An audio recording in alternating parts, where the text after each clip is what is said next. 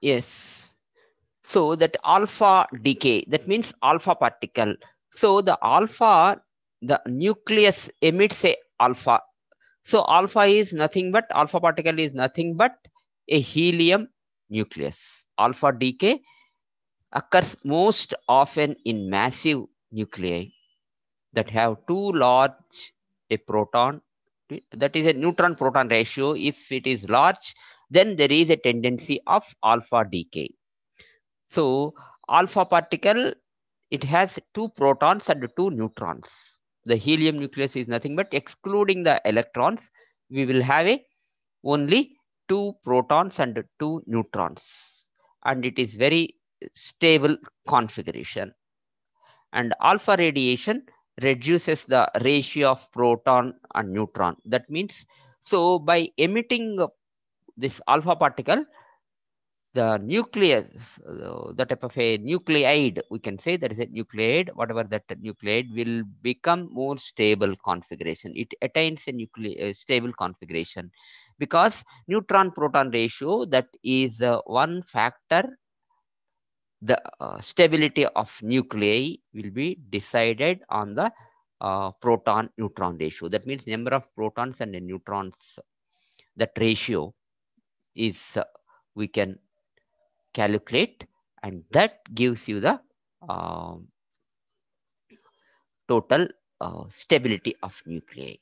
So if you consider polonium by emission of alpha particle, that you can write in terms of a polonium plus polonium gives a polonium 206 plus alpha particle. So polonium nucleus, usually it has a 84 protons and 126 neutrons. So the ratio between n by z, that is a proton neutron ratio, is almost 0.66. And lead 206, that means it gives a lead 206. From polonium to, it will become a lead plus alpha particle. So lead nucleus has 82 protons and 124 neutrons. So thereby, if you calculate the neutron proton ratio, it roughly 0.661. So whatever that small change, so that is a 0.667 to 0.661. So you have a 0.006 difference of proton to neutron ratio. But that small ratio is enough to create that nuclear the stability. So it gives a stable state. So that's why that data, we call it as a first parent nucleus. Polonium is called a parent nucleus, and after emitting, it end up with a lead. So that lead is called as a daughter nucleus or decay product. So that is the stability of nuclei and nuclear stable nucleide chart. Also, we can use, or we can draw that graph, and from that we can know what are the stable chart of nucleides which are stable, from that. So in this alpha decay, the change in the binding energy, that is appears as the kinetic energy of alpha particle and the daughter nucleus. So that's why this energy must be shared between the two particles. That's why the alpha particle and daughter must have equal and opposite moment. So the emitted alpha particle and recoiled nucleus will move in a opposite direction. Because of its smaller mass, most of the kinetic energy goes into the alpha particle. So this is regarding what the alpha particle, and later on we will come to the beta emission and gamma emission. Here we have a the first block, you have a 3 units. First unit is completely dedicated to alpha spectrum and gamma theory of alpha decay, and what are the limitations of that theory. And next one is beta. beta emission, and that theory related to the beta emission, and that is a Fermi Curie plots and other selection rules for beta decay. Later on, we will move on to the gamma emission. So there are three different ways of approach. So simultaneously, we can go to the theory and the range and energy of alpha particles and gamma's theory. But let us make a, without a mathematics, let us explain the theory behind alpha, beta, and gamma emission. Then we will move on to the again first unit, that is the fine structure, and later on to the range and energy and other mathematical relations and quantum mechanical treatment of alpha decay. That means in a gist that alpha particle usually within a nucleus. So the average binding energy per nucleon is calculated as 8 MeV. So that means unless if you provide an 8 MeV to the uh, alpha particle, it is not possible to expect alpha particle outside the nucleus. But this is not experimentally. You have evidences of it is not without giving an 8 MeV, you have alpha emission. So how it happens? So for all this, Gamow explained on the this quantum mechanical treatment that is nothing but from the nucleus, even with a low energy less than 8 MeV, you can expect alpha particle outside the nucleus. That means the alpha particle is tunneling through the nucleus. That means it is a, in a quantum mechanics, you know, that is a quantum well. So alpha particle is in the quantum well, but you are usually classically one cannot explain with a less than 8 MeV excitation energy unless that particle comes, it won't come out of the nucleus. You have to provide 8 MeV. That is the minimum energy to emit alpha particle. But it is not the practically we are expecting without giving that much energy, the alpha emission is possible.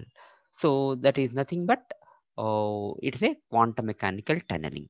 So that mathematically you have to explain that you have to derive that mathematical expression and Gamows factor you have to deduce. So in the next class we will see all these mathematical equations. So today we will limit to the theoretical part of alpha, beta, gamma, and other preliminary interactions. Okay. So after that, this radioactive and beta particles, beta emission. So next we will move on to the beta emission. What is a beta? So alpha is positively charged. Beta is a negatively charged. Beta minus decay and beta plus decay. So for an example, if you take carbon C14, carbon atomic number is 6 and 14, mass number is 14. So then it by giving a beta minus, it becomes a neutron. That means mass number 14 will remain same and atomic number will become 7, from 6 to 7. 7 is a new nitrogen and 6 is a carbon.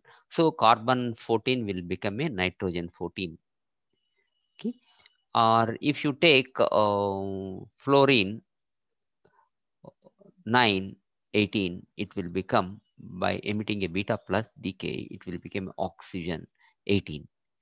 So that nuclide. So that means beta particles are nothing but electrons or positrons. Electrons with a positive charge are called positrons. Okay, or sometimes we can call it as an anti-electrons, but the customary is we will call it as electrons and positrons. Beta decay occurs when the nucleus with too many protons or too many neutrons. So that means the protons or neutrons are higher in number, then it will be transformed into proton to neutron, neutron to proton. So minus beta decay, the neutron decay into a proton, electron, and another one is that is a anti-neutrino. Neutron gives proton, electron, and anti-neutrino. Similarly, if you consider beta plus decay, it will gives you neutron plus electron plus neutrino. So both the reactions are possible in a different way. So it depends on the that stability curve. You have to go through the stability curve. From that only you can decide what type of whether it is a beta plus or a beta minus. So these reactions usually they obey conservation laws. So electric charge will be conserved, and that means if an electrically neutral neutron becomes a positively charged proton, so that means the electrical negative particle and must be produced some other. Similarly, the conservation of lepton number and all those things we will discuss in the elementary particle chapter. So that is also so decay into a proton. Lepton number is also conserved, and that the leptons are limited to a beta decay that they did not exist in the nucleus before the decay. They are created in at the instant of this decay. So they will not be there within before that emission. So another one is if you take an isolated proton, is there any system such isolated proton? So hydrogen nucleus with or without an electron does not decay. That is what we believe. However, within a nucleus, the beta decay process can change proton into a neutron. So an isolated neutron is unstable and it will decay with a half half-life of almost 10.5 minutes. So roughly around 10.5 minutes is the half-life. Within this, the proton will be turned into a neutron. Neutron in the nucleus will decay if a more stable nucleus, and it results because of the nuclear stability. Half-life of the decay, it depends on the isotope. So isotope to isotope, it varies. And if it leads to a more stable nucleus, a proton in the nucleus may capture electron from the atom. So that we will deal with the nuclear reactions. That is called an electron capture, and it changes into a neutron and a neutrino. So similarly, proton decay, neutron decay, and electron capture are all three ways in which proton can change into a neutron. So proton may change into a neutron by proton decay, or a neutron decay, or electron capture. So these are all the three different ways. So each decay, there is a change in the atomic number. So the parent and daughter atoms have a different elements. So because of that, it will become a different atom or different elements. So these are all three possibilities. So that means the mass number remains same, while both neutron and proton number may increase or decrease. Okay. So that is regarding that beta decay. So beta decay is nothing but uh, that is the emission of electron. This electron is not from arbitrary. That means the electrons revolving around the nucleus. They are not the electrons. The outermost electrons or orbital electrons are not the in participate in the beta spectrum or beta decay. So within the nucleus, neutron or proton will decay. By then, the electron will be generated, and that electron is not possible to remain within the nucleus. So because electron has a have a greater velocities and low mass. So with that velocity, it is not possible to confine electron within the nucleus. So automatically the electron will come out of the nucleus. That is the electron emission or beta emission. We call it the beta plus or beta minus emission. So the beta plus decay, just only to recap, beta minus decay, that means with that you have a neutron, proton, and electron. The beta plus, proton, neutron, and positron, and electron capture also. So that means the conservation loss neutrino is proposed here. So because of that, usually neutrino or antineutrino is associated with the beta emission. So that is the just theory behind the beta decay.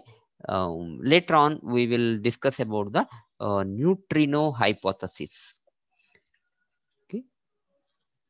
So the neutrino hypothesis and it is in your unit 2. That is the neutrino hypothesis.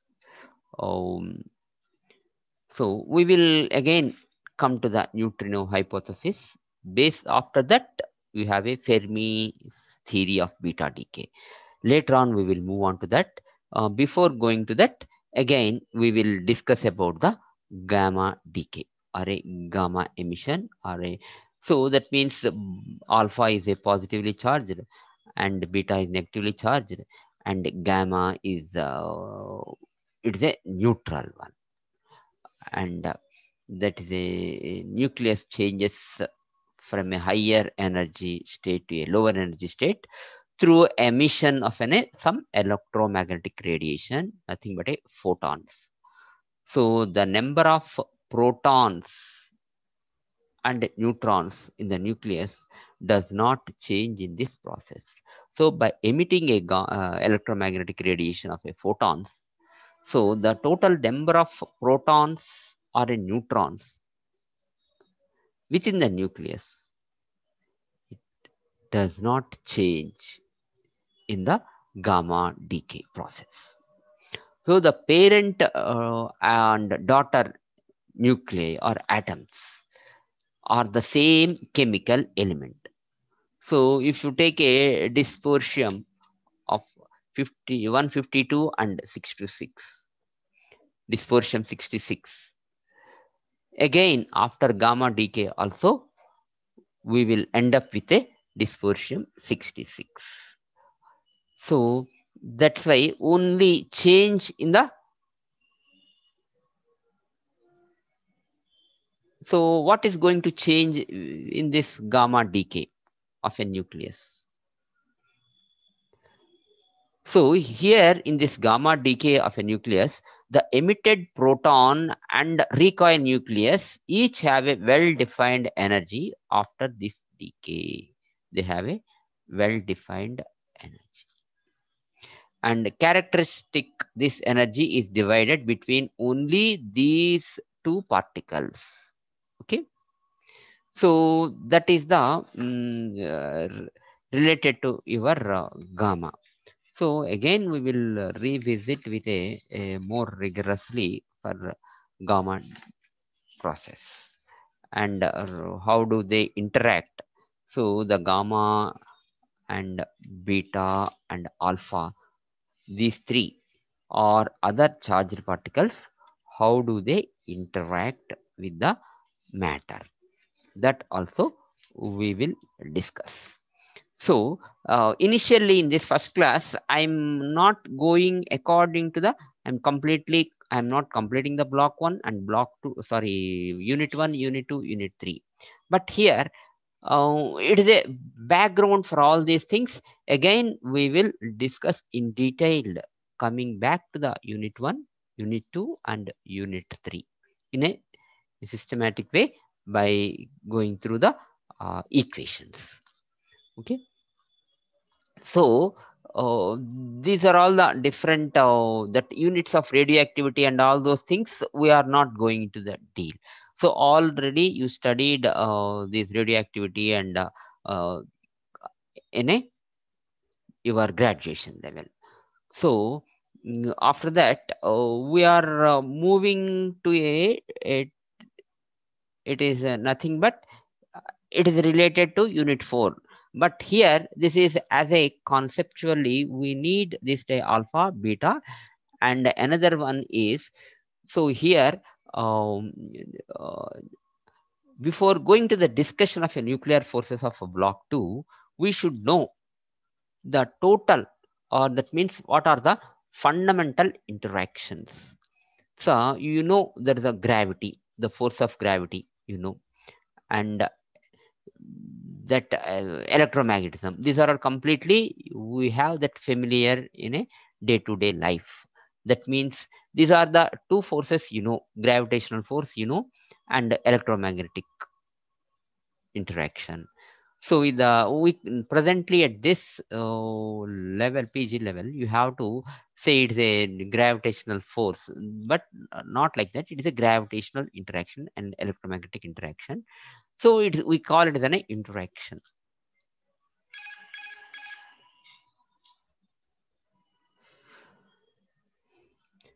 So the forces of gravity and electromagnetism already we have, and two new forces.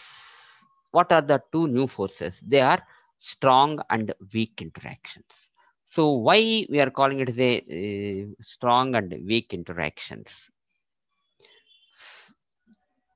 So that is a nuclear forces. That means within the nucleus you have, that means a proton and a proton are positively charged particles. These two positively charged particles are according to the Coulombic forces, they must repel, but they are not repelling. So some other strong force is governing, or that is in force between these two protons, so that they remain close to a certain distance. So that's why that force holds the nucleons together.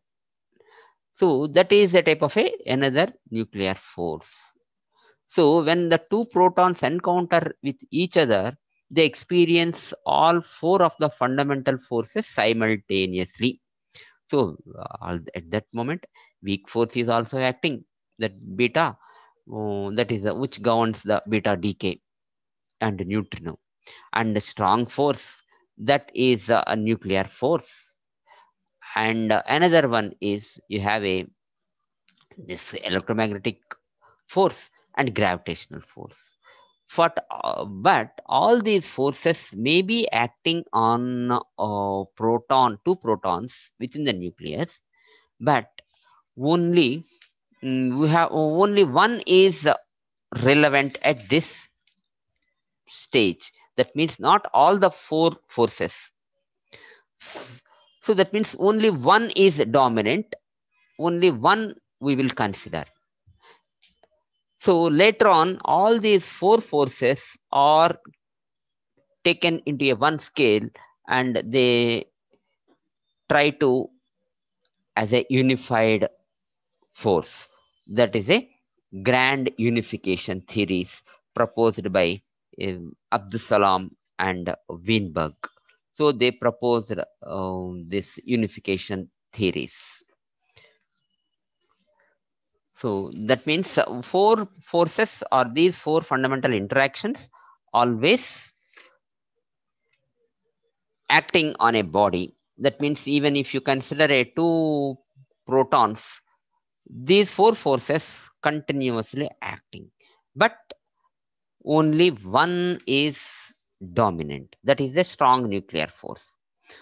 So that is a gravitational interaction and electromagnetic interaction, and you have a strong nuclear force and weak nuclear forces. So these are all the four fundamental interactions. Okay.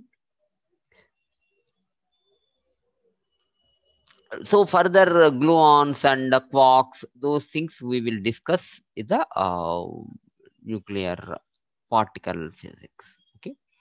So another important one is in a interaction, gravitational interaction, electromagnetic interaction, and strong interaction and weak interaction. So what is the particle that is being exchanged in this interaction or a force? That means gravitational force, that is the interaction exists between all the bodies having mass, and it has a very long range. So the attraction or a gravitational interaction between a earth and a moon is a gravitational interaction, and here the particle that is being exchanged is called graviton. Graviton, graviton. So and the force is very weak, but the range is very long range. And here you have a inverse square type Newtonian law of gravitation.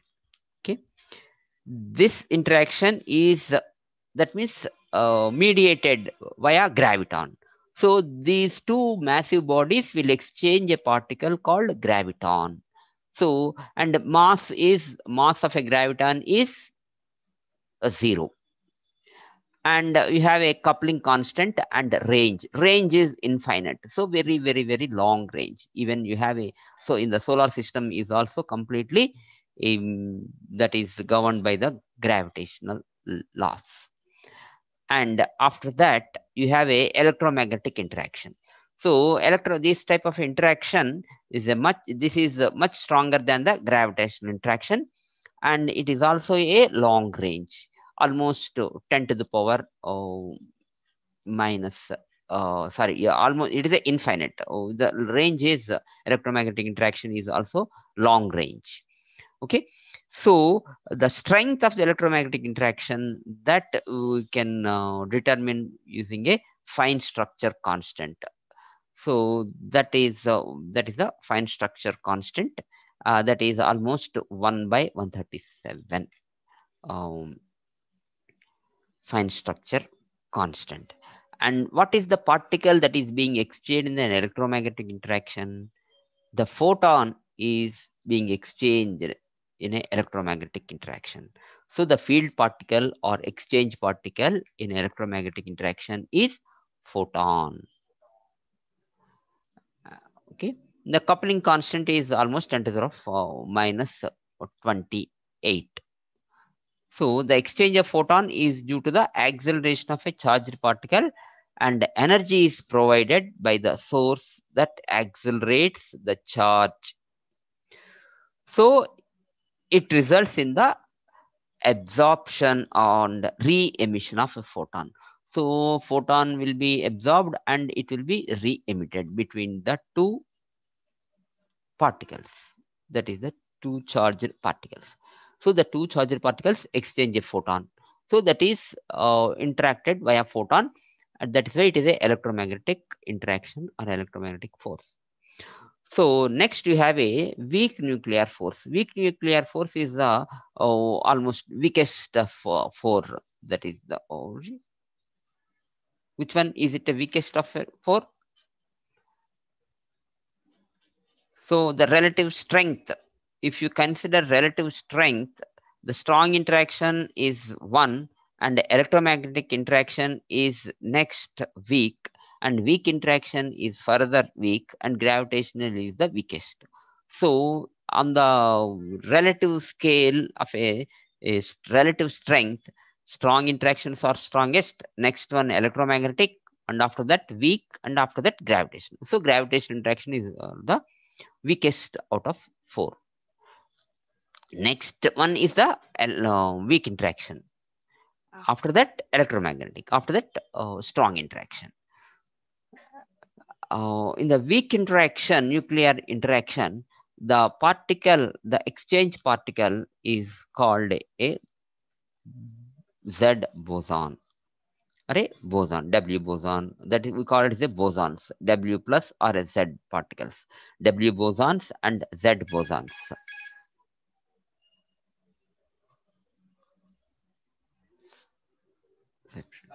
కొంచెం just please. Okay.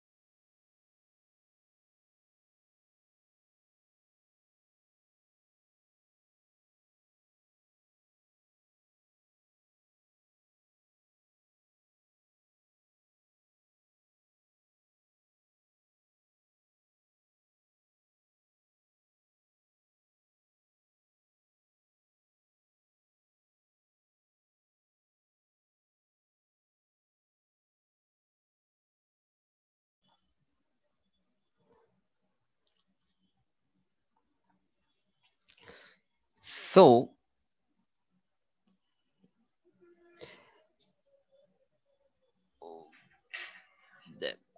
the weak nuclear force or a weak nuclear interaction, the boson is the mediating particle or exchange particle. That is the mm, W boson or Z boson. So this, what is the important characteristic of this weak interaction? So it distinguishes between the fundamental interactions, that is the parity is conserved or not conserved. In a elementary particle or a fundamental interactions, if parity is not conserved, then it is a weak interaction. So we can make out distinguish between a strong interaction and weak interaction only through parity conservation. So in a weak interactions, parity is not going to be conserved. This is the basic characteristic of this weak interaction.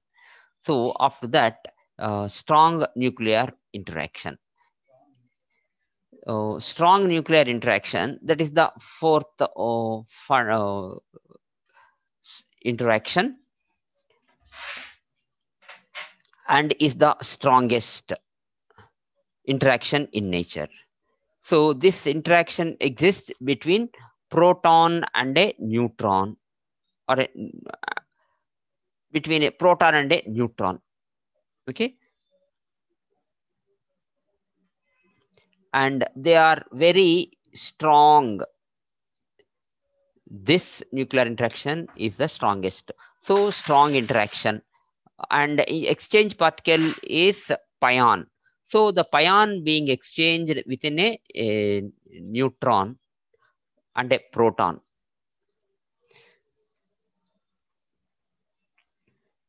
So it is the characteristic of this is very in nuclear forces. They are very strong in nature and they are very short in range. So this nuclear force is only effective within the nucleus. Only within the nucleus. Outside the nucleus, there will be no interaction between neutron and a neutron.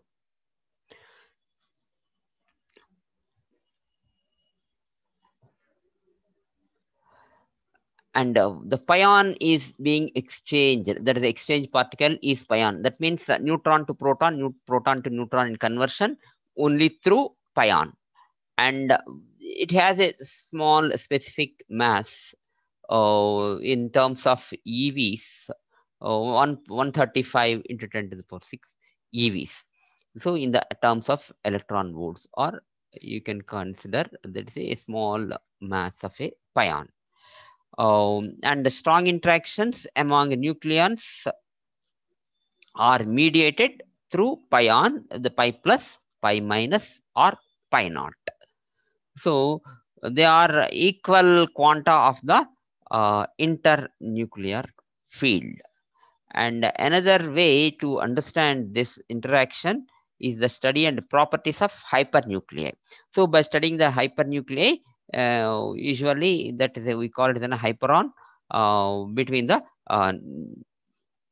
nucleon and deuteron. So that is the through that also you can use to study the strong interactions. So, so that is a range. So if you consider the range, gravitational interaction have a maximum range, and after that weak interactions, electromagnetic interaction, next one is weak, and after that strong interaction. So if you consider range, range is more for gravitational interaction and electromagnetic interaction, and this weak interactions and strong interactions are a limited range. And the exchange particle, that is graviton, is being exchanged in a gravitational interaction, and photon is the field particle in a electromagnetic interaction, and boson is the field particle in a weak interaction, and pion is the exchange particle in a strong interaction.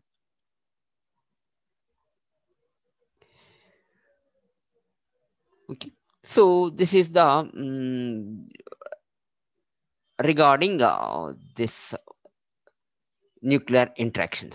So theory of strong interactions, again, if you go into the fundamental particles, quarks and gluons, the theory of strong interactions between quarks and gluons.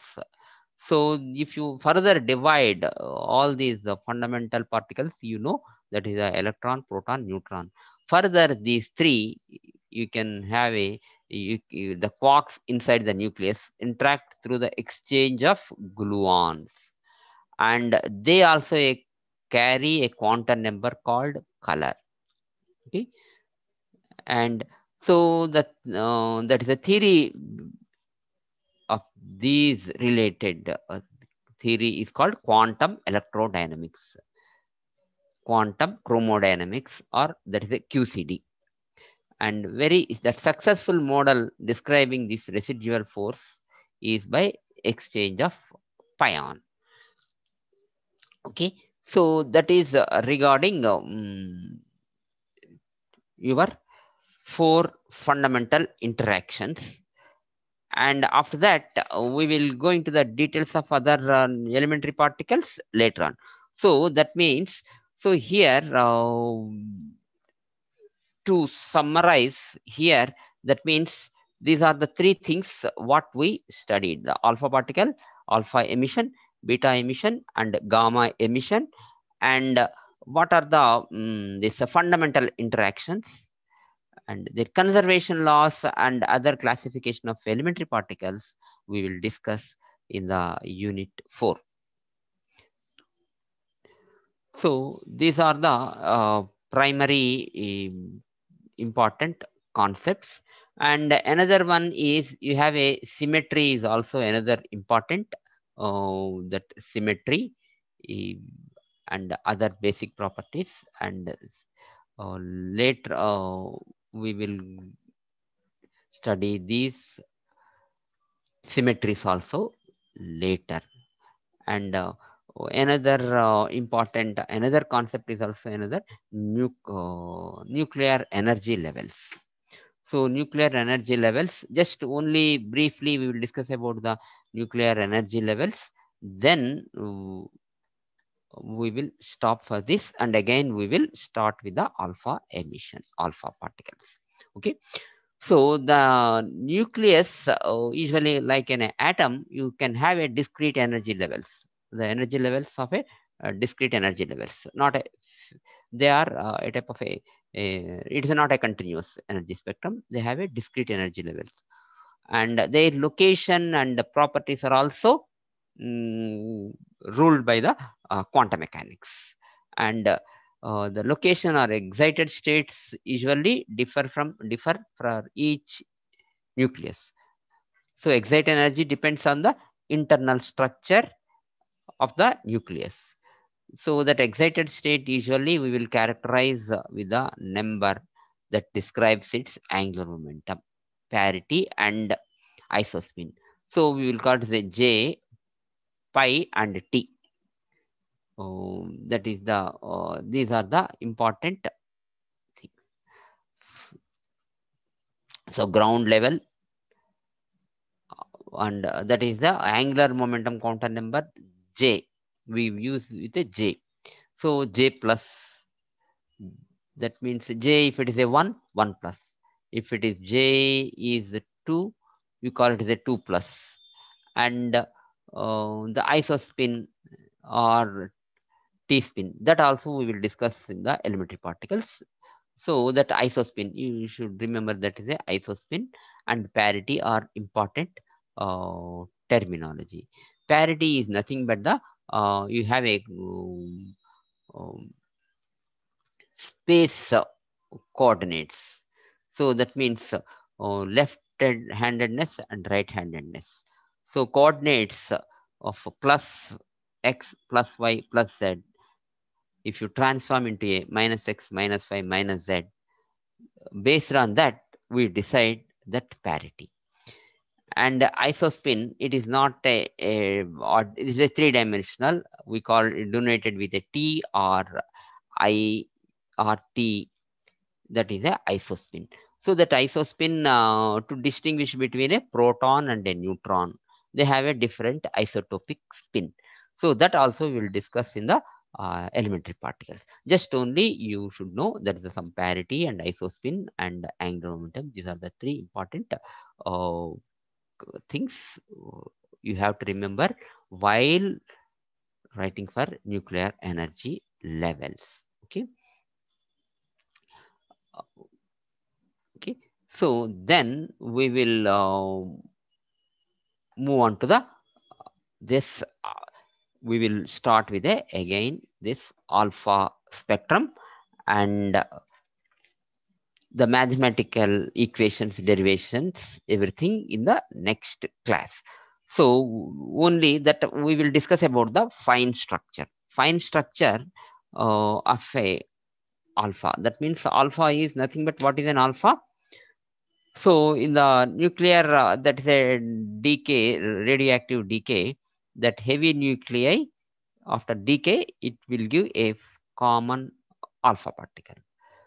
So in any uranium, it will gives out some alpha particle or like a uranium heavy nuclei. That means N by P ratio is more. Then you will have a this alpha emission is more possible.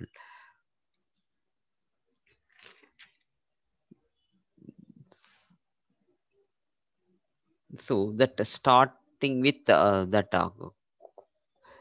even the 20 MeV is the binding energy, then it is possible with a 5 MeV of alpha particle. So that is the, we think it is a energy conservation laws are violated, but we will explain on the quantum mechanical tunneling by Gamos theory. And alpha particles, they are of monoenergetic when they are emitted from one definite energy state of the parent nucleus, from the parent nucleus with a definite energy level. So if it will be emitted with only one definite energy state, it will come to a lower energy state of a particular state. So that's why it gives a only monoenergetic. So from thorium 228 at a energy level, if it comes to a 2.99 MeV, KeV or MeV or 299 KeV. So with a emission of 5.1 alpha particle, or if it emits a 5.17 alpha particle, it comes to a lower energy state is 253 keV or 2.53 MeV. Similarly, if it emits a 5.27 MeV alpha particle, it comes to a 2.17 keV. So from these are the three possible states. By emitting alpha particle of a different energies, it may end up with a three different energy levels. So from there, by emitting a radiation, gamma radiation, it comes to a lower energy state, or it comes to a, that is a stable state, and that end up with a radium 224. So that is the thorium 228 to radon 224, 228 to 224. So this is a type of a fine structure by giving all the details or the decay scheme of a 5 group of alpha particles. So these 5 group of alpha particles are a possible emission. So anything may happen or all the 5 may happen. So that is the fine structure of alpha spectrum give rise to the so-called, that is the fine structure. These alpha particle emission give rise to a fine structure. That means emission of alpha particle is a result of energy transition between two definite energy states, the initial state and the final state of a parent nucleus, and the two and the final state of the daughter nucleus. Hence, alpha spectrum is a line spectrum. So the line spectrum, these alpha particles emission give rise to a fine structure of alpha spectrum. Okay, that means that excited state and parent state, that also you can use another way, and the range and energy. So the range of alpha particle emitted, after emission, how long it will travel. So alpha particle emitted from some natural radioactive element, and it may absorb easily in the matter, and they can pass through a small thin paper. Only small thin paper is, or a small aluminum foil is enough to absorb alpha particle. So they are very difficult. They won't penetrate a few layers of such a aluminum or a paper. So that means they lose energy while passing through this matter, whatever that matter we are using. Here is a paper or aluminum foil or any other. So that even small, a few thin films of a aluminum foils can stop the alpha particles. So monoenergetic alpha particles lose their energy through successive collisions in the matter. So if it is an air, a few centimeters, it can travel a few centimeters. If you use a paper or a aluminum foil, you can almost stop alpha particle by introducing a few foils or a papers. So there is a range of alpha particle is a limited. In the ordinary STP, it is almost a few centimeters. Okay, so how to determine this range? So that means by measuring the ionization produced while it is passing through the matter, we can estimate the mm, distance. Okay, so that is the range. So what is the relation between range and energy and Geiger law? These things we will uh, discuss. Okay, so what is the range and energy, the relation between a range and energy? So what is the relation? If you have a range is more, energy is more, or how these two are related? So that is a systematic relationship that seems exist between these two. That means velocity or energy of alpha particle greater if half period is shorter. That means the decay constant. If they shorter the decay constant, so from the measured values of a range and energy of a alpha,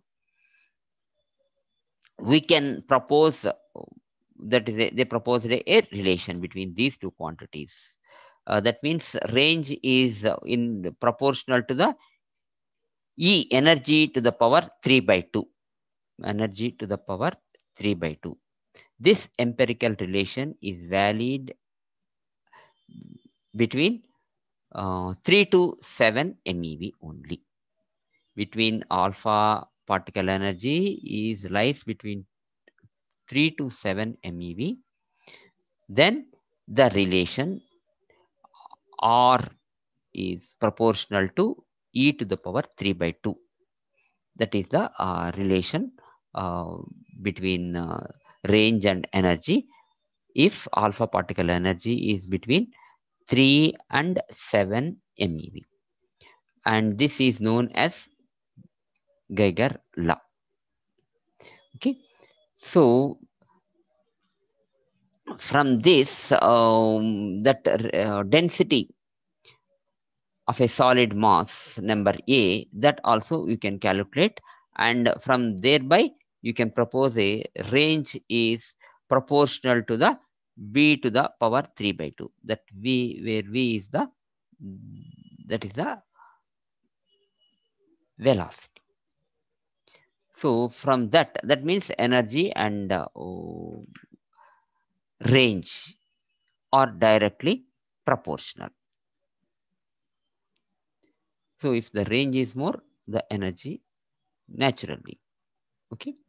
So from that, we another the empirical relation important one is Geiger-Nuttall law. So that is law. All these are you studied in your degree graduation level. That lambda is the what is lambda? That is a decay constant. Log of lambda is equal to a plus b log r. So where a and b are two different constants. Okay. So by taking these log r versus log lambda, we will get a straight lines. So based on that, you have another one is log lambda is equal to C plus D log E. So range versus log of range versus log of lambda, and energy versus log of lambda. So these two plots are called Geiger law. So this law, what it gives, there is a larger disintegration constant have longer range, vice versa. And Geiger law tells that the graph of log lambda and log are straight lines with a slope b. Slope of this line gives b. Okay. So half-life is inversely proportional to lambda.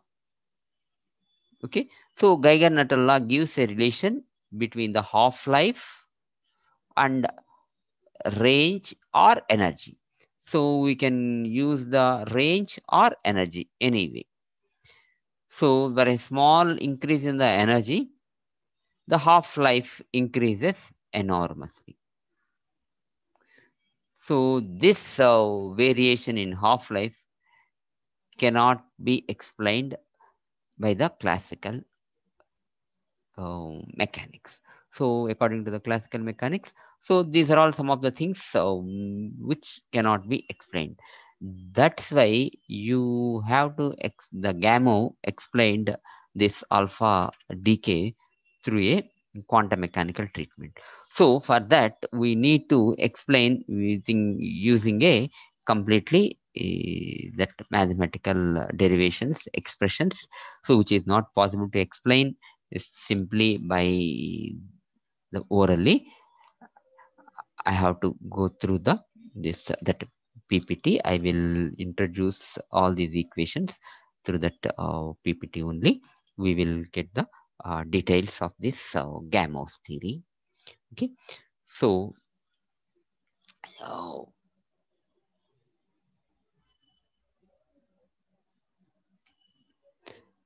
so in a nutshell, totally this you block one is related. Oh, sorry, it explains in the nuclear decay processes block one, and in this block one, first one is the alpha decay and alpha theory and beta emission and Fermi's theory of beta decay and gamma emission and their selection rules, multiple radiation and selection rules.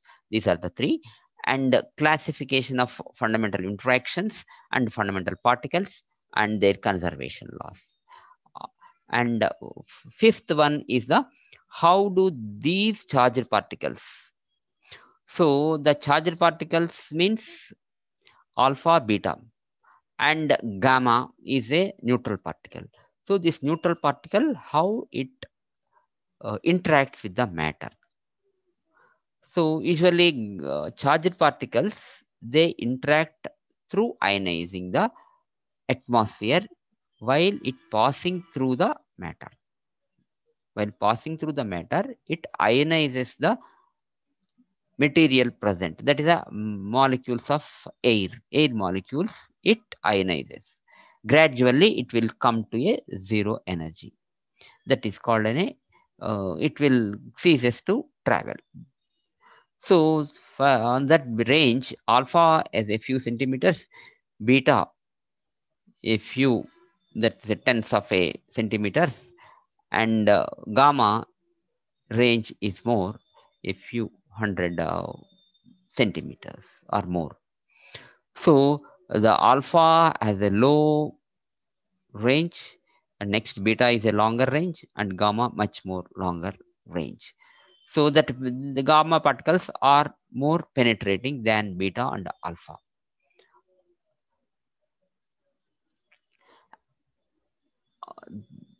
That's why these are all the how do they lose their energy.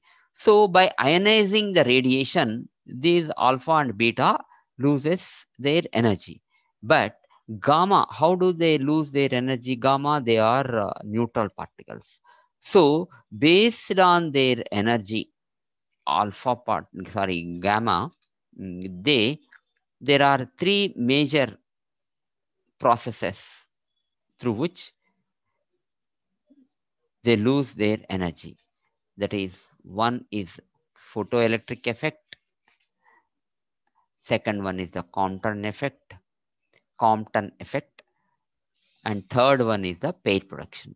So these are the three different processes by which a gamma ray loses its energy. That means it is an interaction of gamma radiation with matter. So it is a different when compared to the alpha or a beta. So they interact differently. That means the available gamma ray energy,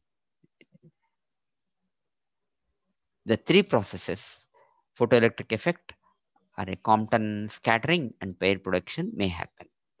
So those details also. So these are all the 6 units.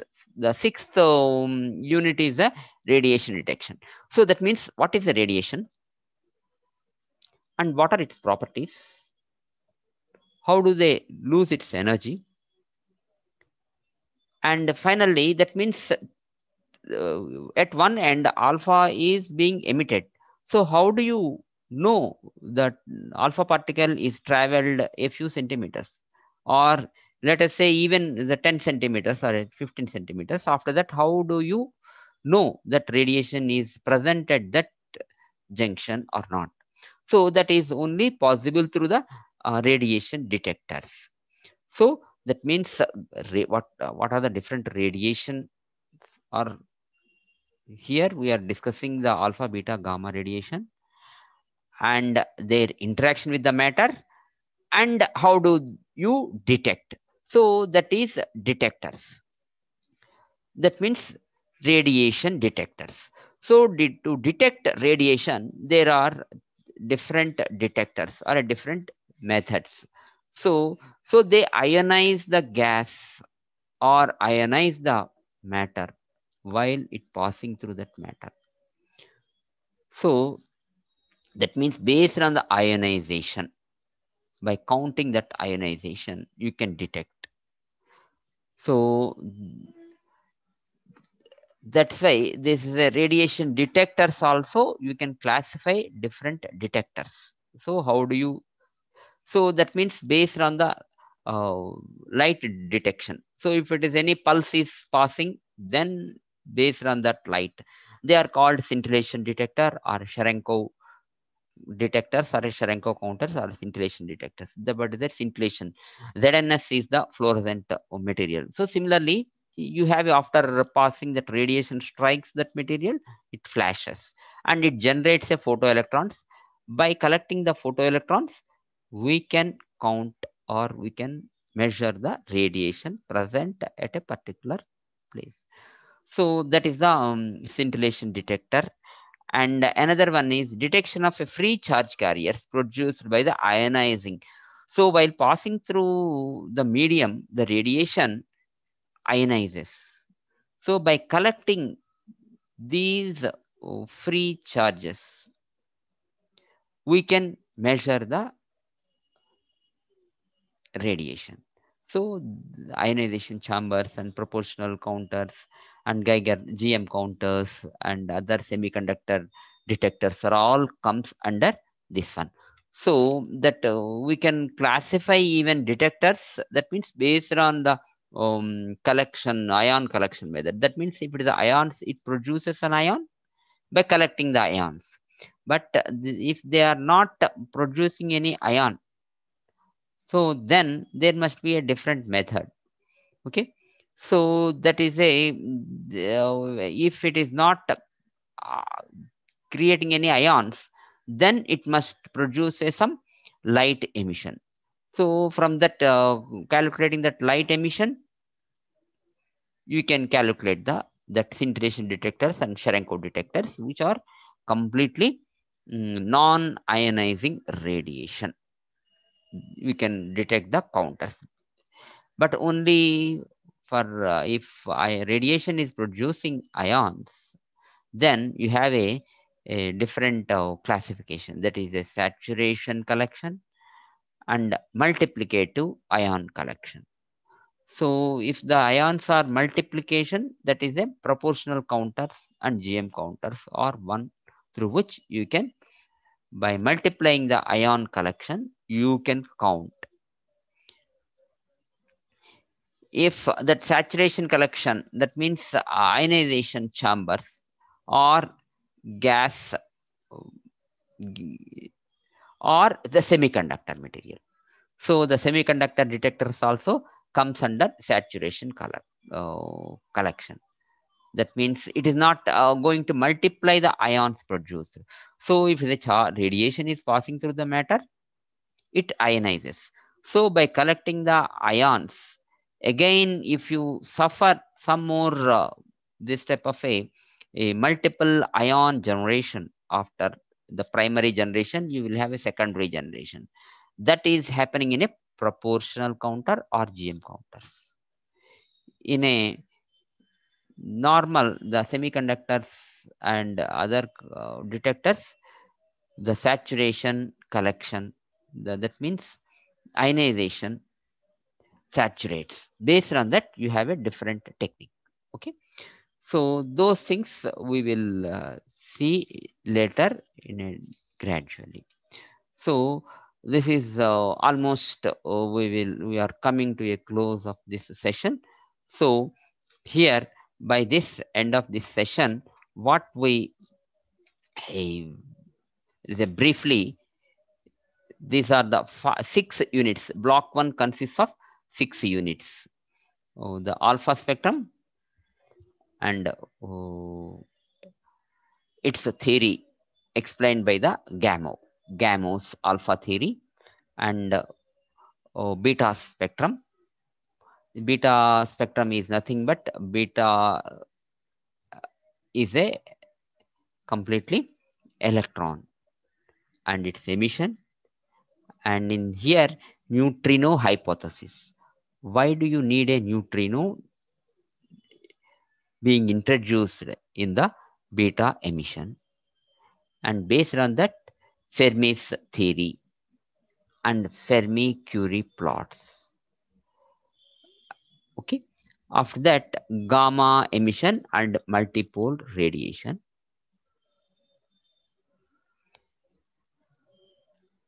And elementary particles and fundamental interactions, 4 fundamental interactions. They are gravitational interaction and electromagnetic interaction, weak interaction, weak nuclear forces, and strong nuclear forces. These are the 4. So strong nuclear forces, weak nuclear forces, and electromagnetic interaction and gravitational interaction. These are the 4. And how do you put on the same scale? That is the grand unification theories. GUTS theory proposed by Abdus Salam and Weinberg. And after that, all these radiation, ionized radiation or non-ionizing radiation, while passing through the matter, how do they interact and how do they lose its energy? And after that, how do you detect by using a radiation detectors? So these are the different units, 6 units. So systematically, from the next session, we will start with the mathematics or derivation part clearly. And so this is the for unit 1 and first session. Okay, thank you very much. We will meet you again.